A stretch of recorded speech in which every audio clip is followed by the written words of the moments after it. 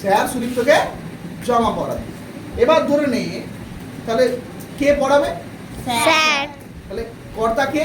Sir. আমি কাজটা করব। আমার কাজ কোনটা? জামা পরানোটা। ঠিক আছে, এবার ধরুন জামাটাই যদি না থাকে, কারণ আমি কাজটা কি কাজ সাহায্যে করব? জামা সাহায্যে করব। তাহলে জামাকে আশ্রয় করে কাজটা করব। তাহলে জামাটা কি বল? কর্ম। তাহলে জামাটা কি রে? কর্ম।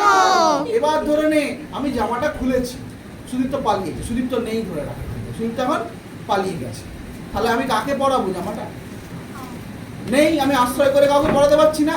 অর্থাৎ আমি কি দেখ সুদীপ্ত সরাই, সুদীপ্তকে এই জামাটা যেমন আশ্রয় আমার কাছে, আবার সুদীপ্ত আমার কাছে কি একটা আশ্রয়। আর আমি জামাটা কাকে পড়াবো? সুদীপ্তকে পড়াবো। দেখ দুটো আশ্রয় পাচ্ছি।